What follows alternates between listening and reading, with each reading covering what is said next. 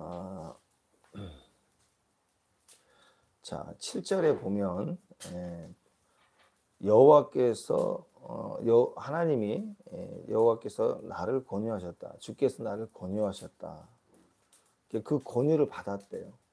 근데 그 권유가 뭐냐? 이 파타라는 단어가 무슨 단어냐면 유혹하다. 그리고 어떤 것을 얘기할 때 그 영업하시는 분들처럼 이렇게 과장하다. 유혹하다, 과장하다. 속된 말로 사기치다. 그러니까 하나님 어느 날 나에게 사기를 친 거예요. 거기 가면 뷰티풀하다. 거기 가면 형통할 거예요. 그러면 네 백성이 살 거예요. 이 무시무시한 전쟁도 끝날 거고, 내 자녀들이 형통할 거고. 그 극치는 새하늘과 새 땅의 이야기겠죠. 그러니까 하나님은 우리에게 그 나라의 가치와 그런 그 진리를 말씀하실 때 우리는 어떻게 되냐면 사기당하는 거예요. 우리가 이제 거룩한 사기라고 그러는데 너무 좋은 거예요. 사실이거든요. 근데 하나님께서 예레미야를 유혹하고 속이고 꿰어내었는데 가서 보니까 엄청나게 벅찬 일을 시키는 거예요. 그 벅찬 일이라는 것은 사람의 그 버거운 힘든 노동 뭐 그런 거 아니에요. 그러니까 어떤 일이든 좋은 열매를 맺기 위해서는 노동하지 않는 일이 어디가 있겠어. 수고하지 않는 일이 어디가 있겠어. 그걸 말하는 게 아니에요. 그 고통의 그 극치는 아니 열심히 하는데 그 가치를 인정해서 하는데 그 권유를 받아들였더니 내가 사기를 당했구나. 내가 그 권유를 받아들였더니 열심은 두 번째고 모든 사람들로부터 조롱거리가 되고 말았다. 웃음거리가 되고 말았다. 이게 뭔 일이냐 이거예요. 열심히 했는데. 그러니까 이거 사기당한 거 아니냐. 속된 말로는 사기당했다. 또 자기 속으로는 내가 혹시 속은 거 아닌가? 내가 혹시 잘못 착각하고 있는 거 아닌가? 내가 하나님 성을 잘못 들은 거 아닌가? 막 그런 이제 혼돈이 오기 시작하는 거죠. 자, 그렇게 보면 보통 이제 낙심이 되고 보통 그러면 영이 추락하게 되죠. 자, 8절에서도 하나님이 하라고 하셔서 말할 때마다 하라고 하셨는데 할 때마다 내가 그래도 좀 어렵지만 그래도 이기는 모양새가 있어야 될 거 아니에요. 근데 말할 때마다 파멸과 멸망을 막 선포했는데 그랬더니 그럴수록 사람들이 환영하지 않고 오히려 사람들에게 치욕과 모욕거리가 되고 말았다라. 그러니까 거의 미친놈 취급을 당한 거예요. 지금 무슨 이 시대의 전쟁이냐, 무슨 성전이 파괴되냐, 세상에.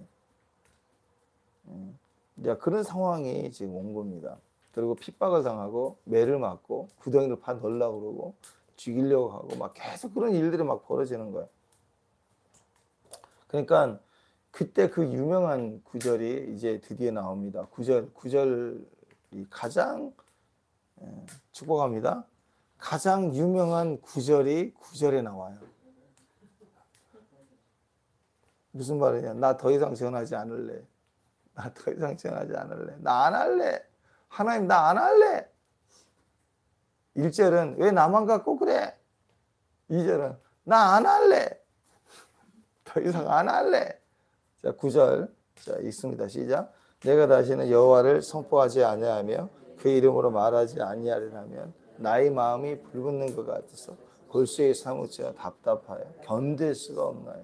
나 더 이상 전하지 않을래요. 나 더 이상 안 할래요. 자, 이것이 내 안에 딱 자리를 잡은 것을 사자성어로 영적 침체, 영적 침체. 근데요, 이 영적 침체는요, 모든 선지자들의 필수 코스입니다. 진짜 선지자들. 그러니까 한 번도 영적 침체에 빠지지 않는 사람은 없어요. 그러니까 대충 종교인에게 영적 침체가 없어요. 왜냐하면 의식만 하면 되거든요. 1, 2 일어났다 앉았다 하면 끝. 이제 끝났다. 가자. 이게 쉬워요. 근데 뭔가 안 풀리고 늘리고 이렇게 뭔가 안 되는 것 같고 막 나만 외면당하는 것 같고 여기 옆에 있는 권사님 엄청 은혜 받고 나는 도대체 뭐지 할 때가 있고 막 그 왔다리 갔다리 하는 게 너무 많고 그게 계속 쌓이다 어느 날 덩어리가 다 와가지고 나 안 할래 이렇게 된다고요. 그때 보통 도망가거든요. 도망가요. 그때쯤 되면 신기합니다. 그때는 이게 날파리가 날아드는 것처럼 그 시기는 진짜 신기해요. 신천지가 아니든지 아니면 뭐 드물긴 하는데 신천지 아니면 옛날 안 만났던 사람들이 와요. 와가지고 사바해요. 놀러 가자. 딴 데 가자. 그때 꼭 와요. 그때 좋은 데 있다. 말씀 들으러 가자. 성경 공부를 가자. 아이고 뭐 신천지. 아니면 이제 막 옛날 뭐 모임 가자. 뭐 자꾸 그때 마음이 상할 때 심체가 올 때 그러거든요. 근데 하나님의 선지자들은 그 하나님의 길을 가는데 반드시 그 영적 침체와 같은 시간들이 반드시 있어서 엘리야도 그랬고요. 그 갈멜산 전투 어마어마한 대전쟁을 이뤘잖아. 그죠? 초자연적인 기적으로 850명의 아세라 또 바알신 무당도 다 쳐 죽이고 그 대승리를 거두는데 이세벨이 나타난 것도 아니야. 이세벨이 경로해가지고 야 그놈을 죽이리라 하는 말을 또 어떻게 들었는지 모르지만 전에 듣자마자 도망가 버리고 왜 나만 갖고 그래 그래가 숨어 있잖아요. 그런 걸 보면 그게 영적 침체입니다. 영적 침체는 사실은 우리가 영적 승리는 우리 것이 아니에요. 항상 믿음이고 하나님의 것이에요. 그러니까 어느 날 나를 보면 그 승리 가운데 있다가 나는 이거 못하는데 자기 자신을 확인하는 순간 그 수준이 툭 떨어져 버려요. 그러면 그 갭이 감당이 안 되는 거죠. 우리는 여전히 죄인이고 여전히 주님을 의지해야 될 그런 존재인데 특히 대승리를 할 때는 위로 확 올라가거든요. 현재 수준보다. 확 올라가 있는 상태에서 자기 자신을 확 보게 되는 순간 너무 공포스럽고 감당이 안 되는 실체를 볼 때 그냥 추락해버려요. 쉽게 얘기해서 여러분이 엄청 은혜 받고 집에 돌아가는 날 대판 싸우든지 집에 가자마자 대판 딸하고 싸우든지 그런 마음 확 상해버리면 그 속상한 건 두 번째고요. 그 다음에 딱 확인이 되는 건 너 그동안 받은 은혜가 뭐냐. 이게 오면은 그냥 기도도 하기 싫고 꺼져버리는 거예요. 그냥 확 추락해버리는 거예요. 작은 예지만 그럴 수 있습니다. 엘리야도 그랬고 모세도 그랬어요. 그러니까 그 선지자들의 특징은 기질과 상관없이 어떤 내면이 있냐면 우울병이 있어요. 우울증. 그래서 나중에는 그 어려운 그 문제들이 해결이 좀 돼요. 자녀 문제, 가정 문제, 뭐 재정 문제, 질병 문제. 대충 그렇게 신경 쓰지 않아도 될 만큼 이렇게 좀 안정이 될 때. 자, 그러니까 지금 우리 국가적으로 보면 코로나 시대가 됐을 때 그 코로나 한 사람이 이렇게 감염자가 왔다 그러면 국가가 막 막 방방 떴잖아요. 공항에서부터 시작해서 막 추적해서 막 난리를 치고 우리 교회 앞에도 처음에 어느 날 뭔 차가 삐 소리 나서 심상치 않다 그래서 딱 나가봤더니 무슨 검은 차가 하나 오더라고. 119 그런 차가 오면 사람들이 지금 이슈화 될까봐 검은 차가 하나 오더니 머리부터 발끝까지 하얀 옷 입은 우주인 같은 사람들 나와서 막 빌라 쪽으로 들어가는 거 누가 감염됐나 봐요. 막 다 뿌리고 들어온 거. 그냥 무슨 외계인 감염된 사람처럼 취급하고 막 난리를 쳤잖아. 그때 지금은 뭐 안정세죠. 근데 긴장 때는 영적 침체는 거의 안 와요. 핍박 중에는 영적 침체는 거의 오잖아요. 거기서 나름 승리하고 더 이상 신경 쓰지 않아도 될 만큼 나름 안정이 되고 감당이 되거나 치유가 되거나 그 문제가 이제 끝났다라고 생각하는 그때 갑자기 우울해지기 시작합니다. 왜냐하면 우리 본심이 나오거든요. 물론 그러다가도 나 안 할래. 나 하기 싫어. 이제 더 이상 하기 싫어. 이런 상황일지라도 이렇게 막 불났다 그러면 또 나가거든요. 사람은 그래요. 뭐 할 일 생기면 나가요. 아니면 불났다 그러면 또 막 튀어나가요. 또 병 주면 또 아이고 살려주세요 하고 또 나오긴 해요. 하나님 적절하게 우리를 사용하시는 방법을 아시는데 이제 우리 모습이 이제 언제까지 그렇게 자극만 받아서 튀는 메뚜기가 있냐는. 보면은 그런 배경 속에서 항상 자기의 연약함, 그리고 또 나아가서 하나님의 그 고통스러워하심을 볼 때, 그리고 세상에 또 자기 백성이 타락해감을 볼 때, 선지자는 영적인 사람들은 도저히 가만히 있을 수 없는 거예요. 그래서 그 안에 우울하고, 그리고 자기 죄인 것처럼 또 고통스러워하고, 그리고 또 그러다 보면 또 나도 안 되는데, 또 자기도 안 되는데 실체가 드러나고, 우리는 끝까지 그런 존재예요. 죽을 때까지 나라는 존재에서는 소망이 없어요. 그러니까 끊임없이 주님을 더 확인하고 보시는 거예요. 지금 여기도 지금 이렇게 먼지가 이렇게 보이잖아요. 이렇게 난로를 피우니까. 근데 요걸 조명이 지금 이거 한 10배로 강하게 하면 막 심리적으로 기침이 나오실 거예요. 숨 못 쉬겠다. 좀 안 보이니까. 불 끄면 괜찮아요. 또 민감하신 분만 호흡적으로 민감하신 분만 기침하죠. 근데 우리는 이걸 막 보면요, 막 기침이 막 일부러 나와. 햇빛이 강하. 우리는 더 강한 하나님의 영광과 빛을 보면 우리 존재가 얼마나 허망한지, 존재 자체가 문제라는, 세상 문제가 아니라 저놈이 문제가 아니라 나라는 존재가 이게 아주 마귀 짓이구나 하는 게 드러날 수밖에 없는 거예요. 그러니까 하나님의 선지자일수록 자기 실체를 너무 잘 알기 때문에 남의 묻은 똥을 뭐라고 하지 못하는 거예요. 그러니까 끊임없이 하나님을 붙들고 주님을 붙들고 나가는 것만이 이 우울증을 해결하고 변화시킬 수 있는 능력이 되는 거예요. 다윗도 그랬습니다. 그러니까 뭐 구약시대 엘리야, 모세, 다윗 그러면 게임 끝난 거 아니에요? 거기 누가 여기서 나는 괜찮겠나 할 수 있나. 다윗도 심한 영적 침체에 빠질 때가 있었어요. 그 해결책이 뭐였느냐? 그때마다 하나님의 그 자기 종들을 회복시켜가는 하나님의 해결책이 뭐였느냐? 불이었어요, 불. 하나님의 해결책은 불이야, 불. 그래서 그 마음에다가 불질러 버리는. 그 마음에 불이 타버려. 마음에 불질러 버리는 거예요. 예레미야가 더 이상 전하지 않을래. 그랬더니 갑자기 마음에 막 불 붙어 버렸어요.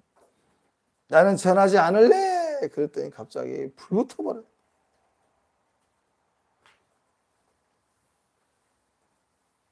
전하지 않겠다 그랬는데 마음에 불 붙어 버리니까 바뀌죠.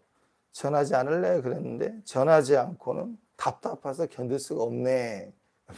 이게 3절로 바뀌어요. 나는 왜 나만 갖고 그래? 2절. 나는 전하지 않을래. 그랬더니 후렴 부분에서 은혜를 주셨네. 불이 붙었어요.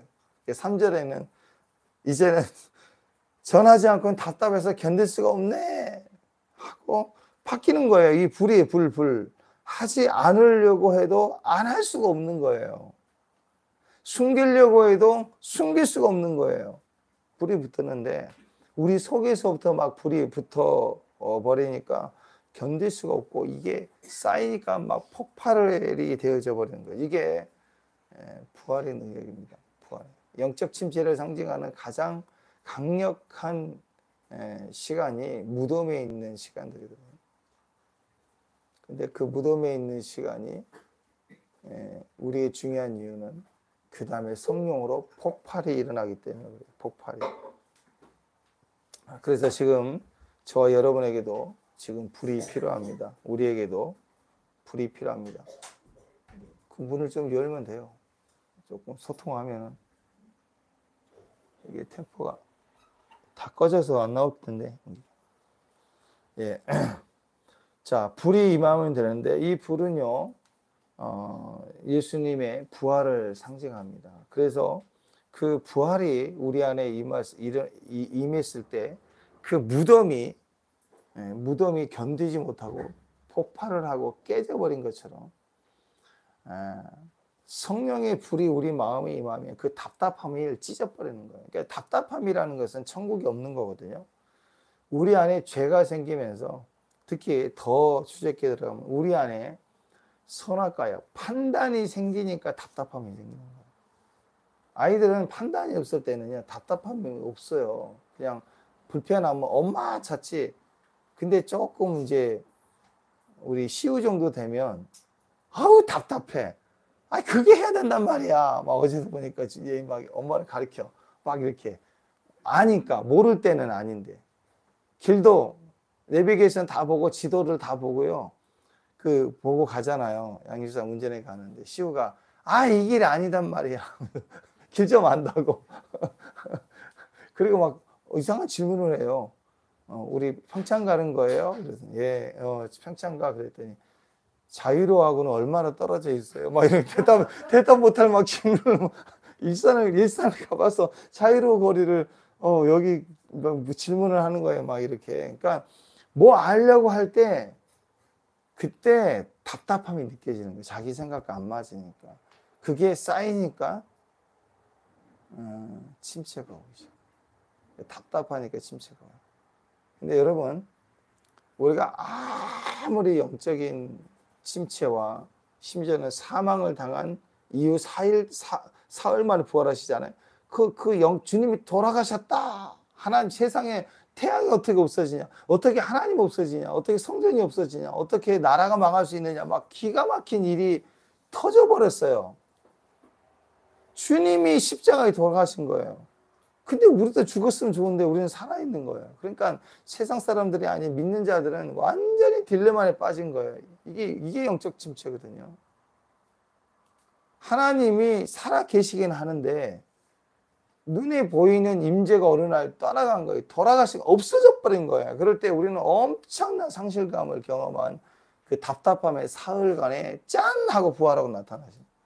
그러니까 모든 답답함에 그 추적을 해보면 그게 다 죄거든요. 판단에서부터 오는 거예요. 판단을 자주 하는 사람들이 삶에 막 어우 답답해가 이걸 많이 하는 거예요. 근데 이 상징하는 최후의 자리가 죽음인데 죽어버렸으니 이제 판단이 안 되는 자리까지 오니까 딜레마. 그동안 내가 판단을 했는데 판단을 했던 상황이 없어져 버리면서 나는 해결이 안 되는 거예요. 판단이라는 것은 해결을 해야 되거든요. 이게 원인이야 그러면 그걸 내가 주장해서 같이 고치면 해결이 돼야 되는데 그렇게 원인이라고 막 하나님 따지고 해서 다 치유되고 회복되고 없애버렸는데 치유가 돼야 되잖아요. 회복이 되어야 되잖아요. 근데 안 되는 거예요. 그러니까 딜레마에 빠지고 답답하죠. 근데 이 답답함을 불이 임하니까요. 부활이 임하니까 폭발이 일어나면서 우리 안에 회복이 되어지더라라는. 지금 우리에게 이런 불이 필요합니다. 어떤 답을 찾고 해결할 방법을 듣고 또 주님의 음성 속에서 어떤 해결 방안을 내가 모색하는 게 필요한 게 아니라 그냥 불이 필요해요. 음성을 듣지 못해도 진짜 뜨거워져 버리면 다 감당이 돼요. 얼마든지 뛰어들 수 있고요. 얼마든지 감당해 나갈 수 있는. 그래서 이 영적 침체의 상황이 올 때 우리 안에서부터 열정, 비전, 은사, 사랑, 용서, 헌신, 사명 감당, 그다음에 이렇게 막 어떤 부흥 이게 터져 나와야 되는 거예요. 터져 나오는 게 해결이에요.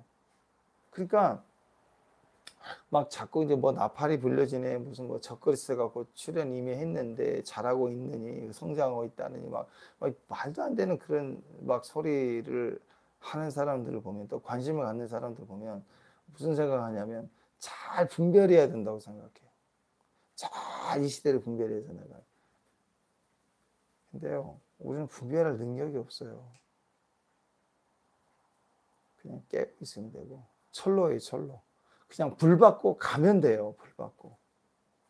불 받고 가면 다 하나님이 그게 분별해서 뭘 결정해서 판단하고 저건 이단이야 저건 아니야 라고 말할 필요가 없어요. 그냥 불 받으면 그냥 다 감당을 해요. 사도행전 2장에 불 터져 버리니까 성령의 강림이 임하니까 사방각지를 다니면서 주님과 똑같은 일을 막 붕을 일으키는 일들이 일어나죠. 그걸 뭐 조직을 하고 계획을 하고 무슨 일을 한 게 아니에요. 지금 우리에게 오늘 필요한 주의 메시지는 불이에요. 불. 그리고 불 받고 나서 변화된 모습 중에 하나가 나오는데요. 불 받기 전에 영적 침체 때는 지극히 혼자입니다. 지극히 혼자 고민하고 혼자 남아 친구가 있어도 빠져나와서 계속 침체하고 우울하다가 결국 마지막에는 끝까지 혼자예요. 그러니까 자꾸 혼자 판단하고 혼자 생각하고 혼자 옳다고 생각할수록 자꾸 거기에 더 우울해지고 빠지게 됩니다. 근데 이 영적 침체를 벗어난 모세가요. 영적 침체를 보면 엘리야가, 그리고 영적 침체를 벗어난 다윗이, 영적 침체 사흘 동안 예수님 돌아가신 십자가에 죽으신 사흘 동안 영적 침체를 경험했던 제자들이 고립돼서 기도하다가 성령의 불을 받고 나서부터는 함께 교회가 돼버려요. 함께 일하는 상황으로 바뀌게 됩니다. 불을 받기 전에는 침체지만 불을 받고 나서는 드디어 함께 일하는 사역을 감당하는, 혼자 싸우는 게 아니라 같이 싸우는 변화가 일어나기 시작해요. 엘리야, 대표적인 엘리야 그러죠. 갈멜산 대전투 혼자 싸워서 혼자 기도해서 850대 1.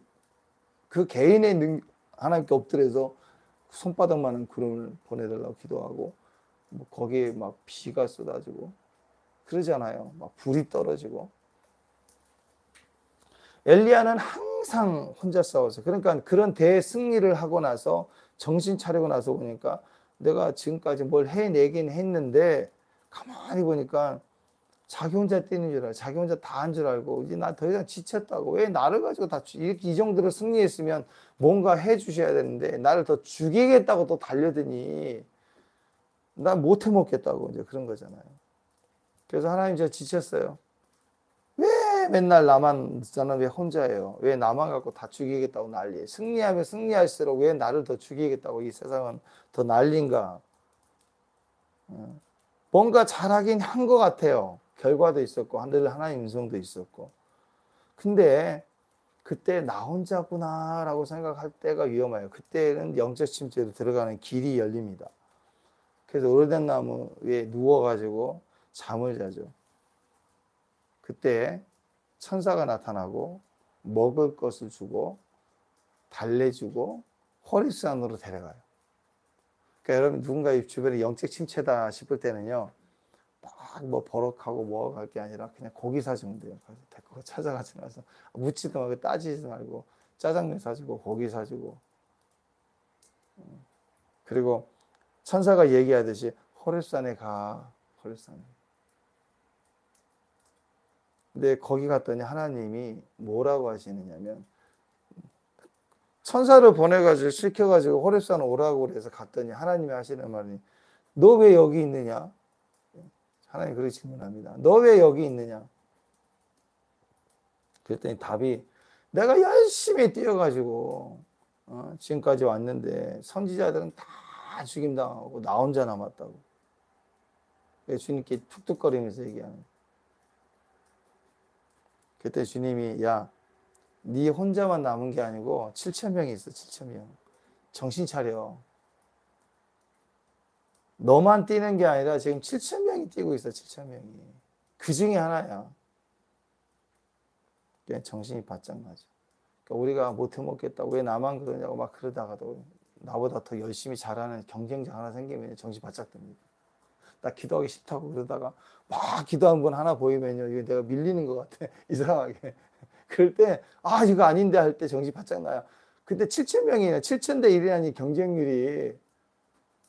그러면서 내 안에 불불 끓어오르기 시작하죠. 가짜의 마음들이 그때 깨져요. 진짜 진리를 향하여 달려가는 사람들의 모습은 그거 굉장히 중요합니다. 가짜 필요 없어요. 수많은 종교인들 필요 없어요. 진짜 하나님을 향하여 예배하는 그 한 사람이요, 우리가 서로에게 힘이 되는 거예요. 진리를 향해 가는 사람의 모습을 볼 때 힘을 얻게 돼 있어요. 거기서 그 힘을 얻고 생각의 전환이 바뀔 때 불이 매요. 불을 받는다고요. 네. 그리고 나서 엘리야가 정신을 차리고 나서 그때 엘리야에게 바로 일어난 일이 바로 사밧의 아들 엘리사를 제자로 삼아요. 그때 엘리사를 만나요. 그리고 함께하는 걸 나누는. 그러고 나서 선지동산을 만들어가지고 많은 선지자들, 나중에 엘리야 승천할 때 보니까 50명 선지자 그 제자들이 보잖아요. 그 중에서 엘리사가 기름 부음을 받았다는 걸 인정받게 되고, 그러니까 많은 자기 같은 제자들을 만들어내고 계속해서 같이 사역하고 하나님 일을 걷게 하는, 그러니까 외로운 자들의 모임을 만들기 시작합니다. 세상으로부터는 외로운 자, 사명자, 그래서 똑같이 기쁨을 가지는 자, 진리를 향해 달려갈 수 있는 경쟁자, 이런 동료들이 만들어지는 거예요. 그러니까 영적 침체다 그럴 때 딱 기억해야 됩니다. 내가 판단하고 내가 나 혼자구나 라고 생각하는 자리에 있으면 안 돼요. 영적 침체는 불을 받는 거예요. 근데 그 불이 어떻게 오느냐? 동료를 통해서 오는 거예요. 동료. 옆에 있는 사람 중요해요. 많은 수가 필요한 게 아니에요. 자기 제자라도 돼요. 그래서 우리는 함께 할 때, 아, 이게 내가 나 혼자가 아니구나. 물론 주님만으로 만족해요. 예. 근데 주님만으로 만족하는 100%의 육신을 벗은 완전한 영적인 주님만으로 만족은 천국 가야죠. 이 땅에서는요, 공의와 사랑이에요. 하나님의 공의의 거룩함에 올라갈수록 사랑에, 하나님의 사명으로 주신 이웃에 대한 그 섬김과 마음을 드리는 게 그만큼의 깊이가 생기는 거예요. 공의의 사랑이 같이 가는 거예요. 그래서 우리에게는 사람이 필요합니다. 이 땅에 있는 동안에 하나님을 사랑합니까? 그러면 사람을 사랑해야 돼요. 근데 다윗 주변도 그렇고 그 주변에 모인 사람에 하나님이 허락해 주신 대부분 사람은 사람 같지 않은 사람. 도저히 사랑이 안 가는 사람. 사랑하라 그 말은 사명인데, 사명이라는 것은 내가 믿음으로 하지 않으면 안 되는 게 사명이죠. 사람을 사랑하라 그 말은 사랑이 도저히 안 가는 사람들이에요. 원수들입니다. 그래서 오늘 깨달아야 돼요. 그 재료들을 하나님 우리에게 주셨기 때문에 사람들을 사랑하면서 나 혼자가 아니다. 난 나 혼자가 아니다라는 걸 느끼기 위해서 나를 자꾸 자극하는 사람이 옆에 있는 거예요. 그를 통해서 아직 내가 살았다. 무덤에 죽어있는 사람은 자극이 없죠. 고통이 없고 괴로움도 없고 답답함도 없고. 우리 하나님 우리에게 불을 주십니다. 아멘. 근데 그 불은 두 형제가 연합하여 함께 할 때, 두세 사람이 모인 곳에 강력한 불이 임한 거예요. 나 혼자가 아닙니다. 나 혼자 뛰는 게 아닙니다. 같이 뛰는 사람들이 있어요. 말씀의 소리가 지나가는 흔적을 가진 사람들만이 같이 뛰는 사람이 될 수가 있습니다. 아, 함께 일을 해야 되는 거야. 함께 내가 사람들을 키워나가야 되는구나.